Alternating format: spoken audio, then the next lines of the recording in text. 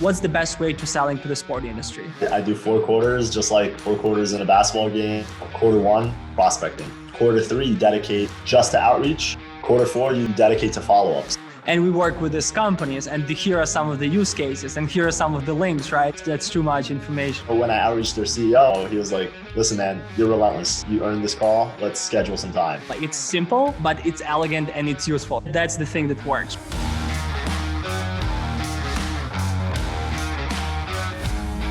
I saw on your LinkedIn that you've been holding SDR title for like two and a half years now, correct? And this is your first SDR job, basically. You've never worked in SDR before this, right? First job as an SDR. That's correct. Awesome.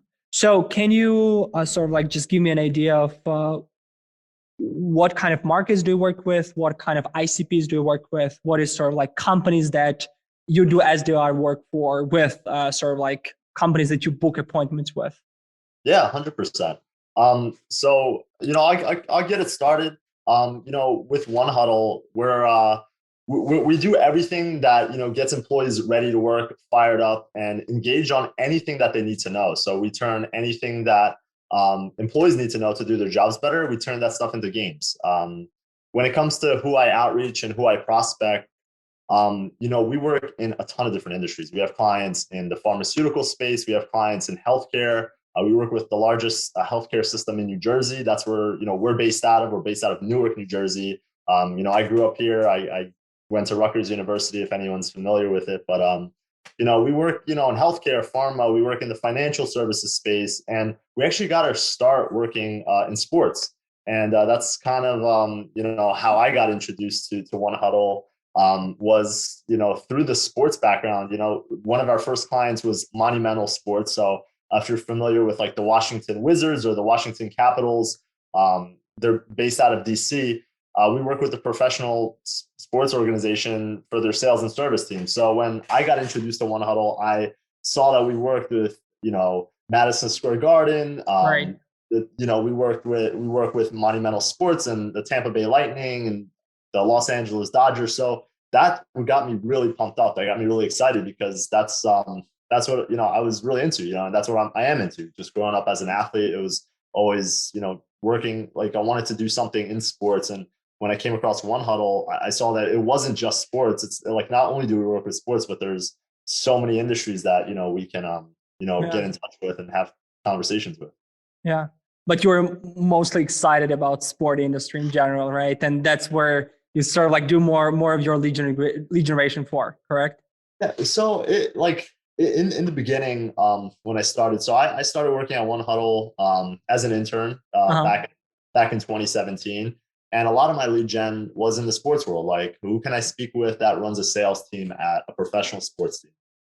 But as the company grew and as we expanded, a lot of my lead gen focuses on revenue generating roles, people that lead teams, sales, service teams. Also people that lead innovation, people that are, forward thinking, people that, are taking a step into the future because, as we know now, I would say that 91% of all training is done through some type of learning management system. And then 1% of training is done through mobile. But when we look into our pockets, everyone has a phone and everything is, going mobile. And also just being a huge gamer, I think that games and the way that we communicate and the way that, we prepare people is all through, it's going to be all mobile and it's going to be all game. So, that's what gamification is a new trending thing, right? And gamification is about competition. And in business, right, most roles are competitive, right? So sort of like, but competing in an engaging manner, where it's more like healthy competition, right? When you engaged and you kind of can produce more creative work, especially when, we currently work remotely, right? Like working remotely and engaging people, it's a sort of like a new challenge for folks, right? Because when you work from the office, as you see here from my background, I can still keep people engaged, right? Just because kind of, you can chat, you can get a coffee, you can get to play some table tennis, right? Or some football or whatever.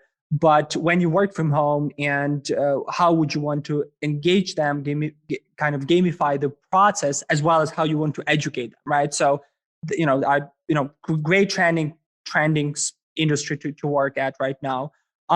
So in terms of so it's been 2 years for you as an SDR. You had zero prior experience. So how did your training look? So what was sort of like your personal ramp up period for the SDR, right?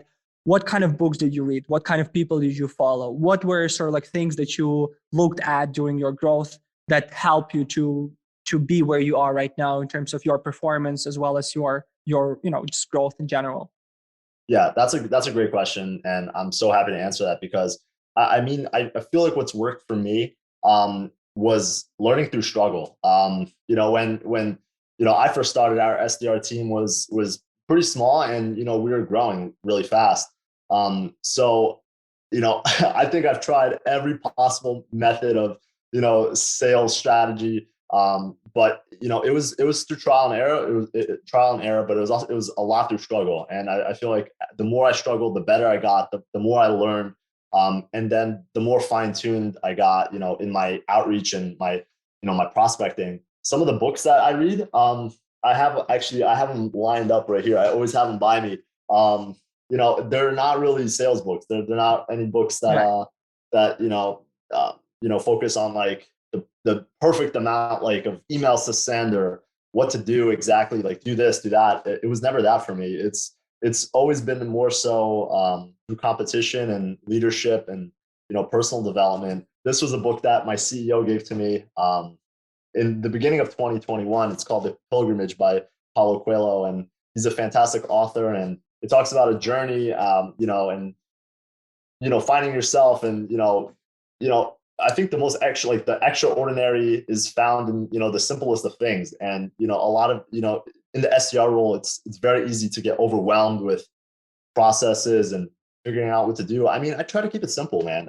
Right. I'm prospecting and I'm sending people emails to have a conversation. It's not rocket science, It's I try to keep my work simple. I try to keep it fun. As far as that, some other two books that I would say are some of my favorites is Pat Riley, The Winner Within. Yeah. He's a fantastic coach, incredible history. What it means to be a team player, what it means to be selfless, and to have others' backs. And then this is also one of my favorite books. It's called Leading with the Heart. This is from one of my favorite coaches in college basketball, Coach K. He just talks about like same thing. The pursuit and focusing on process, like that's, and from one common theme that I've realized through anything that I've read or anything that I come across, it's the process. It's trusting the process. It's doing the process and just having a commitment to bettering your behaviors, rather than focusing on outcomes. I can focus on setting 100 discovery calls, and that it's hard to kind of grasp that in the beginning of the quarter. I try to break that down to maybe 4 a week or something, and just focusing on what does my activity look like today? Like, what's my number one priority today? Yeah. I'm not going to focus on that goal until I'm not focusing on that championship game right now. I'm focusing on what I could do today. This is an amazing example. I know for a fact that this process works just because one of my BDRs faced the same challenge. I get a BDR on the job. I set up a very high target, like 75 appointments a month or something, right? Very high. And when you look at this and you're new with this and you say, hey, 75, it's crazy. I only have like 4 weeks for this, right? Yep. But when you think about this and what my BDR did, she basically broke down those targets into daily targets. So what she needs to do to kind of get that 2 meetings booked today or 3 meetings booked tomorrow or something. And when she was moving towards that goal, she realized that, hey, actually that's doable. If I can be hitting my daily target, right, then I can get to that goal easily, right?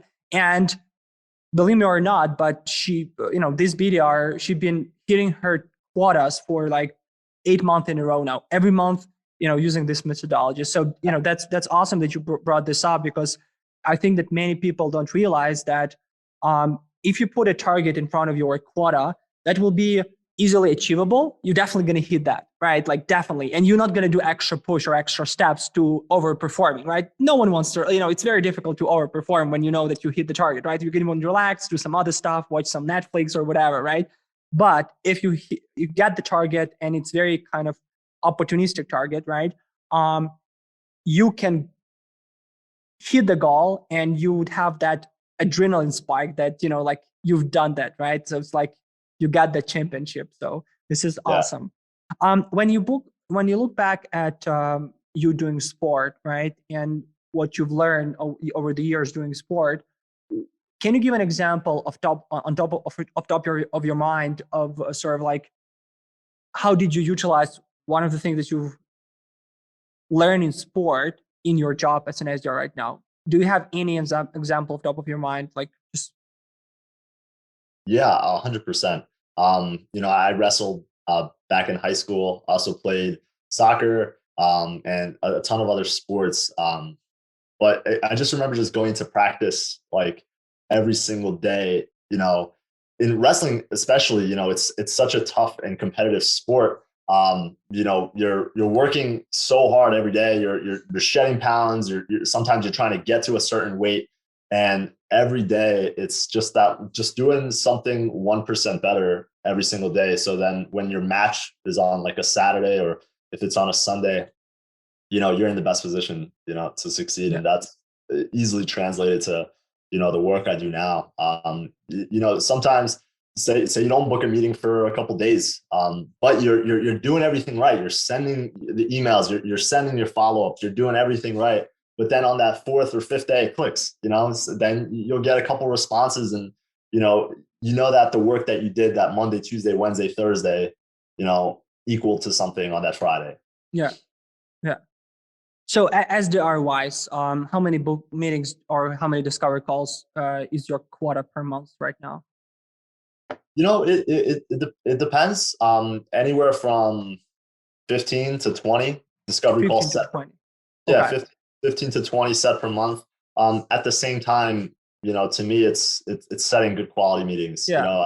There's been times I've set 40 like early in my day when I first started SDR, I was booking meetings with everyone. I was, all over the place. And I've hit upwards of, 30 and 40 discovery calls. But what is that? Is that turning into deals? What had changed in your approach since then? So where when you were booking 30, 40 appointments, right? And now you're at 20. What had changed?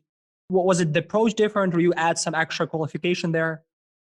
Yeah, I mean, I think it came down to like an account-based selling, method. And so two things. It came down to like my accounts, like which accounts am I focused on instead of just being focused all over the place? Who am I focused on for the next 3 months?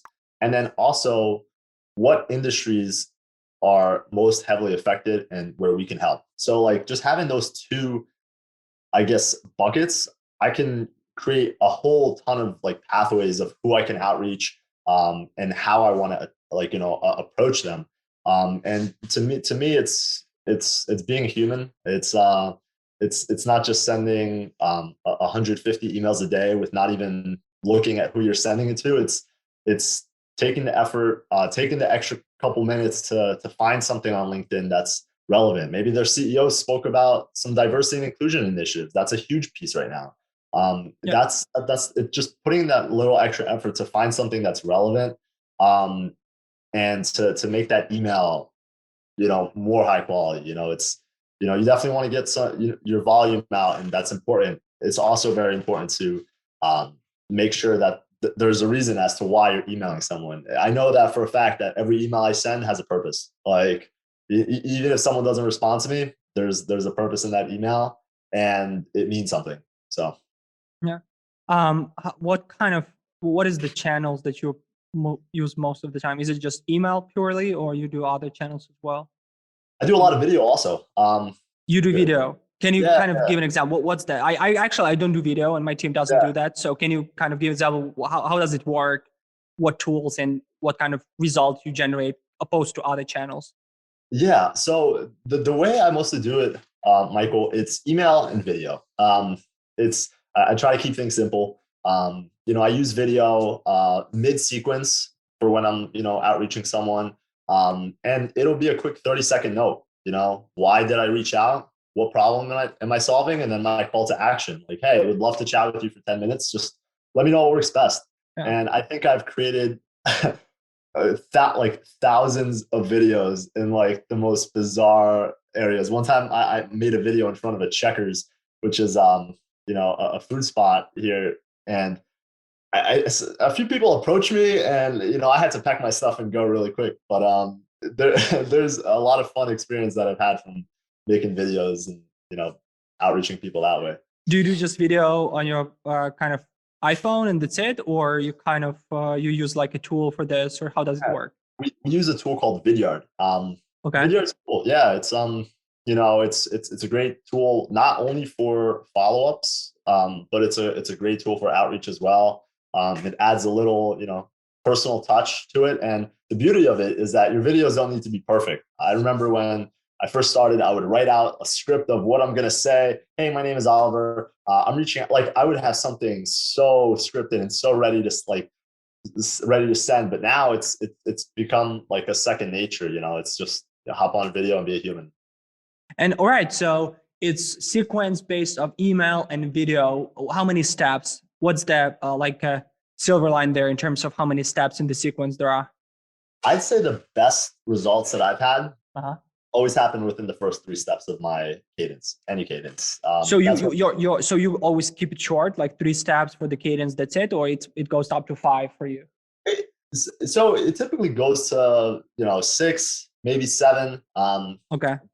But I'd say like majority of my responses happen within the first 3 emails. And my emails are fairly short. They're to the point and they're pretty custom. And I'll throw in a video in there. If I see someone viewing my email a lot, I'll write their name on a whiteboard or something, or I'll pull up their LinkedIn on my phone and I'll show them their own profile. So they're like, wow, this kid's not just sending me spam. It's actually like on my profile. I did some research. Yeah. And so seven sequences. Okay. What's the schedule? Is it like a standard schedule, Monday, Friday, morning, sort of like afternoon, or you have a specific approach there? So when I'm outreaching like high level people, like C-suite, I found the best success to be like super early morning. That's just personal preference. I've always seen, really good success.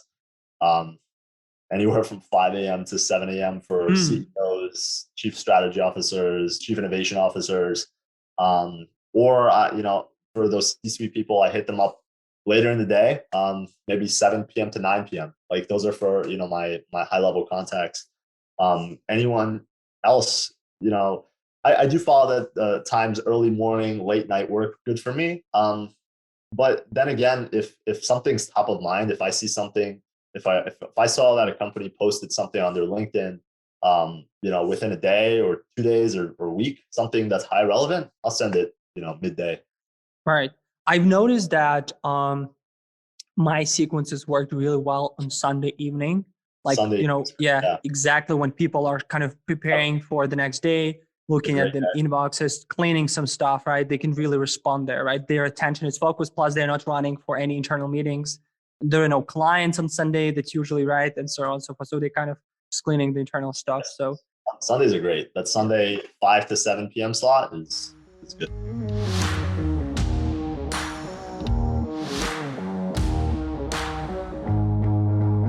You mentioned that you send like short emails, personalized. So can you talk to me about the actual approach? I mean, like many people are really struggling with that opening, right? Like someone starts with a question, someone starts with a problem, someone starts with personalization, like, hey, I saw your article about this. What's what the approach that you noticed that worked for you, and can you support that with some numbers, kind of opposite to what you did and what you're doing right now? What is the difference in the performance there? I'd say that anytime before, when I create a cadence or whatever, I always send a test email to myself. I look at the phone and I see, wow, did this person just send me a massive paragraph? Did they just send me an article or something? or like a book report, like this is way too long. If it looks too long on my phone, I know that it's definitely going to look too long on someone else's phone or email. I'd say typically anywhere from 2 to 5 sentences has been a sweet spot for me. I know some people start with questions. That works great. What I typically do and what I found great success with, I start with like a one-liner. In that first line, I'm like, hey, like I came across something. I came across this article. I saw that you guys are growing your team. Like, great work. Hey, I'd love to share some of the things we're doing at One Huddle and see if we can help when it comes to XYZ. If you have a few minutes. Like it's a short, quick, to the point email. It's not like One Huddle is an employee performance platform that helps boost this. It's not, like. And we work with these companies, and here are some of the use cases, and here are some of the links, right? You just kind of, that's too much information, right, for people that you don't know. Got it. And what do you put on the subject line? The subject line, I typically do 2 words. I feel like 2 words has been great. Anywhere from One Huddle intro, One Huddle introduction, to like question. You could keep sometimes I keep the subject line pretty basic. If I see something relevant, at the company, I'll put that in the subject line and just put like idea at the end of it. So it'd be like 2 to 3 words. Like if it's like a diversity and inclusion initiative, I'll just put DEI idea or DEI question, and it usually gets a good response. And when do you start putting video in there? Is it like second or third follow up? So I found success in the second step and also the third step. And typically, after I send a video, I follow up with just like a one-liner. So typically, I'll send my first email, asking for some time. Then I'll follow up with a video. Hey, like, made you this personal video, check it out. And then like my third email will be anywhere from, hey, like, thoughts on the video that I sent you, one-liner, like quick to the point. The rest of my sequence, completely automated. I'll throw in a few content pieces, some relevant stuff that's going on at One Huddle. If it's something in the retail space, I'll throw in, a video, another video of like our CEO speaking of how we're using, One Huddle in the retail space. But depending on what industry, who I'm reaching out to, I'll throw in those content pieces later on in the sequence. And most of the appointments that you usually book, do they come from the first email, or is it the second? What is the kind of conversion there? I'd say top 3. First 3 emails, most effective. And I know that sometimes they just say right off the bat, hey, Oliver, I'm interested, call me, or sure, let's have a call or whatever. But sometimes they ask questions, right? Can you tell me more? Can you send me more information? Do you guys do this, right? So whenever they just agree to the call right off the bat, do you qualify them with some extra questions, or it's too much, right? Because how the AEs or SCs are, right? They say, hey, we don't want to join the calls that were not qualified for us. We're just wasting our time. And again, with the outbound approach, it's usually a gamble, right? You wouldn't know what kind of relationship you would get, right? And sometimes, especially from the SDR standpoint, I know that my SDR really hate to kind of do some extra qualification because that lower downs the conversion. And sometimes SC or AE can do a better job into this, right? When you kind of just join the call, conversation, and so on and so forth. So where you guys are right now, do you kind of qualify extra, or what's the process there?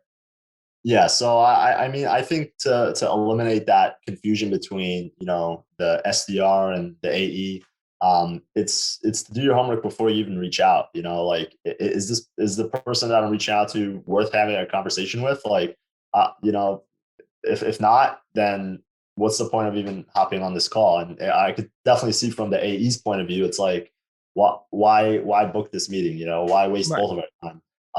So I think if you qualify and you know who your ideal customer profile is before you even reach out, I think that saves time for everyone. Like, that just makes you happier, it makes your AE happier, it makes everyone happier. In the case that you book with someone that might not be the best fit, and it's, you want to reach your number, your quota goal, you want to reach a number of 20 appointments booked for the month. I get it. Sometimes the AE takes the call and they qualify on the call. That's the point of the discovery. It's to see if there's a fit. And if you could tell it's not a fit from the jump, like maybe they know someone, maybe they know someone else that they can refer you to. So I think it's a win-win either way. A conversation is a conversation, and it doesn't have to be sometimes you want to get the sale on the first call, but sometimes you got to just have a conversation with someone. Yeah. Just to add to this, whenever you have someone say, hey, sure, let's have a call, Oliver, and then you start kind of qualifying them, it scares them away, right? They start kind of saying like, they don't want to spend their time answering some questions. If you want to have a call with them, just go ahead, send a calendar invite for that time that they mentioned and just go over with it, right? But what I notice is that if you agree for the call, you send a calendar invite and then you follow up with saying, hey, Oliver, can you answer these 2-3 questions for us to tailor our call accordingly, or to tailor the agenda for the call accordingly? And then you ask some questions that would give you context for the call for the AE, as well as sort of like, just in case that's like, this completely solved for you, right? Then you can kind of just say, hey, by the way, I've checked those answers, Oliver, and it appears that you might be not a great fit for us. I appreciate the time, right? But sort of like, you kind of sitting on both chairs here, right? Because at the end of the day, you send that calendar invite already and you booked it, but at the same time, they usually answer those questions and that could give you more context. So you're kind of playing both in the favor of the customer as well as in the favor for that AE that you work with, right? So that kind of worked really well there. And usually my SDRs get those answers from, to those questions. So yeah, I'd say, book good quality calls like that. That saves everyone time, and it certainly becomes a better process when you do that. Just book good calls. I feel like that's always stuck with me. From when I started. I wanted to reach out to people that are quality contacts, and it's having a conversation with everyone is awesome. It's also just great to know like why are you reaching out to this person, and then when your AE asks you like, what is this, you have a response, like you can defend why why we booked that call. You don't have to play a guessing game. Oh, I booked it to meet my number. No, like I booked this because they head up a team, and I think that a tool like ours would be great for them. Being able to defend who you book with. Share with me your pains towards the data research and lead generation in general. Where do you get your leads? Is it a certain tool that you're using, like Zoom Info, where you get the leads and you do the extra research, or you kind of manually put them together in a spreadsheet of LinkedIn, or what's the lead generation process there? So I'd say I use 3 channels typically for my lead gen. One, LinkedIn Sales Navigator, I think is great. I use Zoom Info as well. And I also use a system called Apollo, which, that's where all of our cadences and all of our sequences live.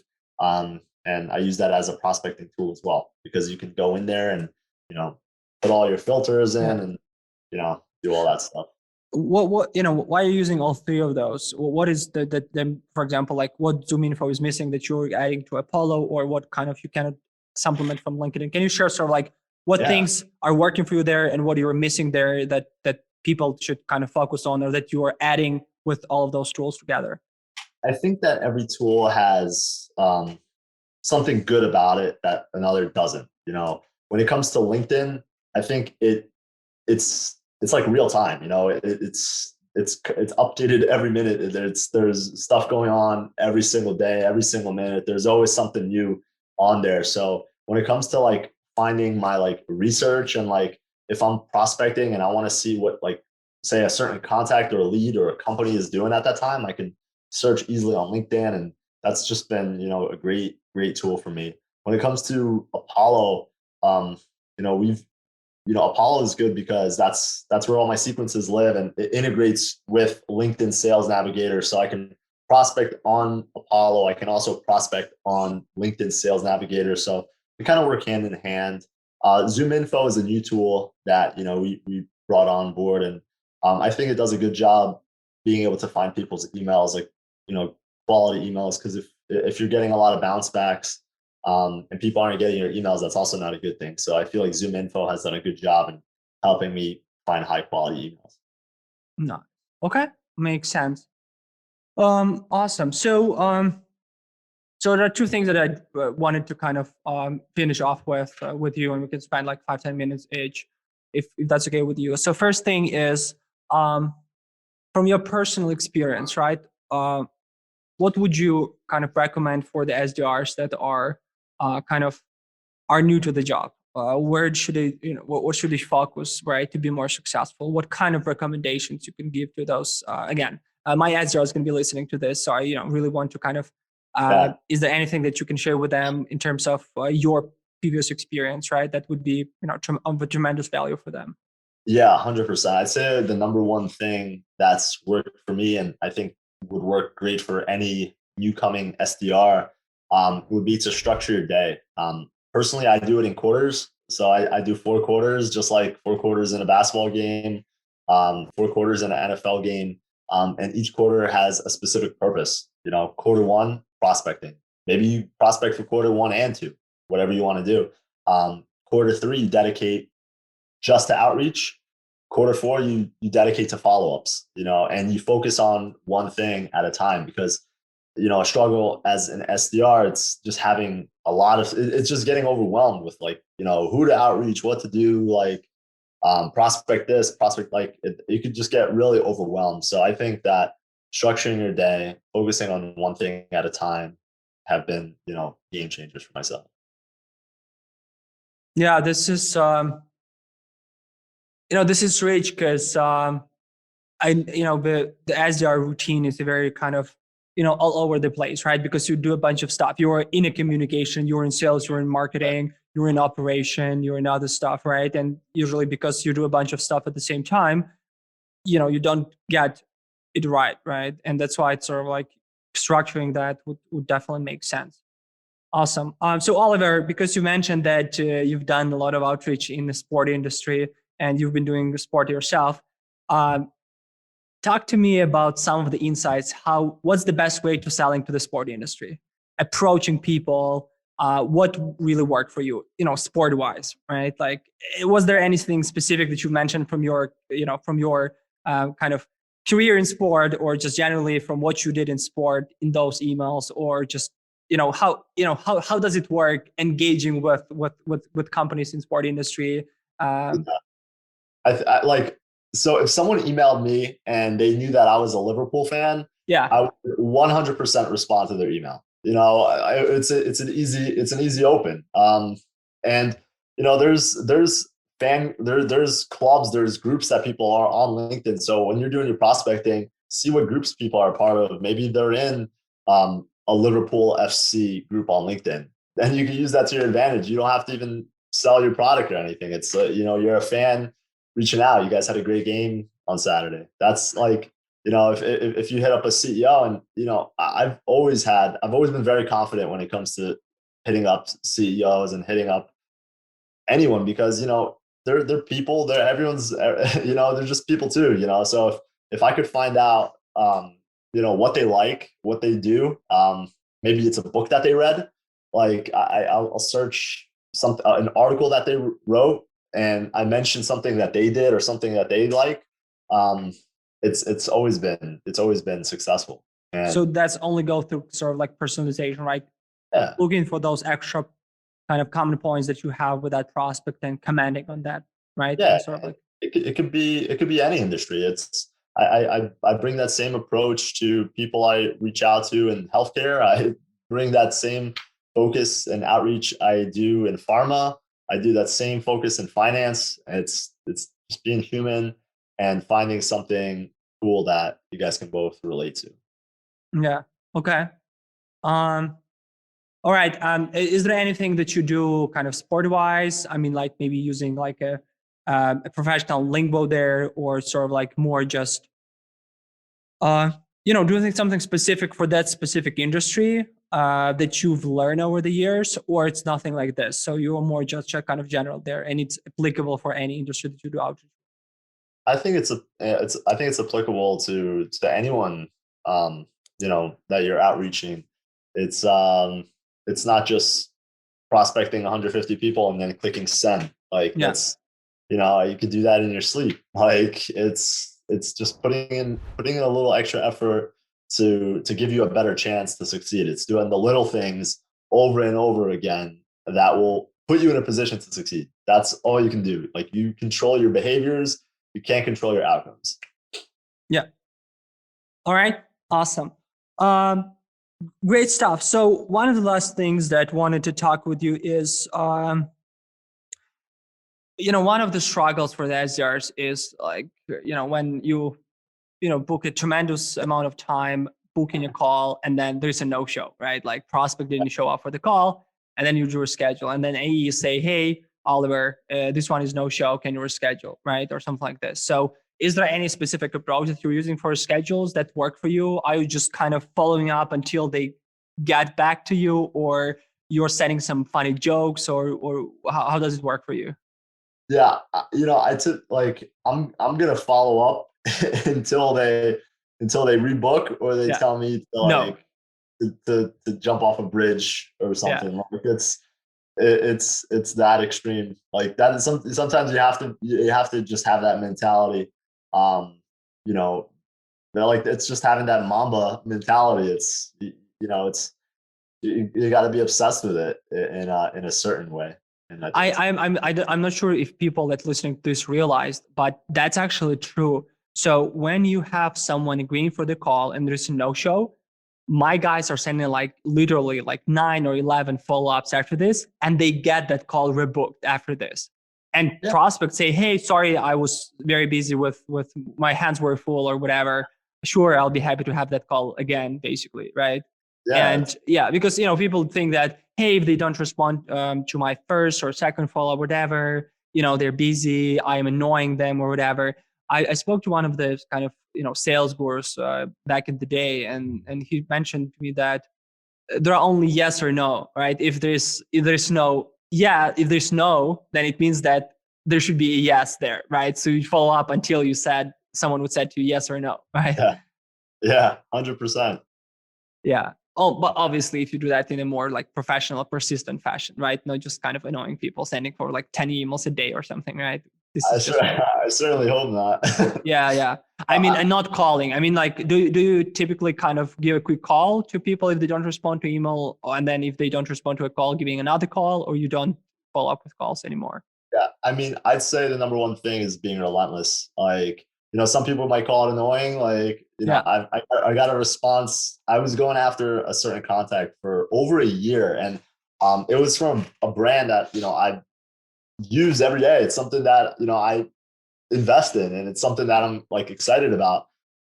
So when I outreached their CEO, he eventually, he was like, "Listen, man, you're relentless. Like, you earned this call. Let's schedule some time."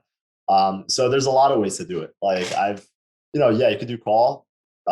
You could do video, I think is cool. Email, of course.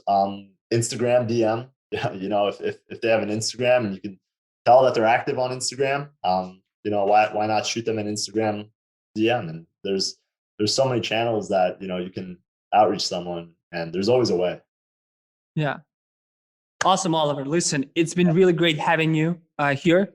You've shared some really great things that it might be, as you mentioned, like, it's simple, but it's elegant and it's useful, right? And that's the thing that works, right?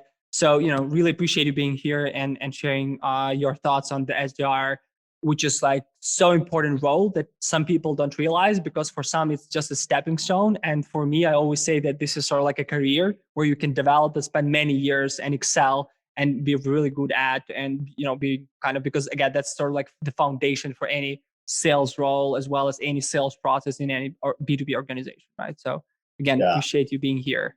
Yeah, I appreciate you inviting me to the podcast, Michael. I was super happy to jump on today and hopefully help any SDRs out there. And I'll say this, that when it comes to being an SDR, when it comes to being a leader, you have to know what you stand for, and that will guide you in the right way. So yeah, amen. All right, Oliver, appreciate the time.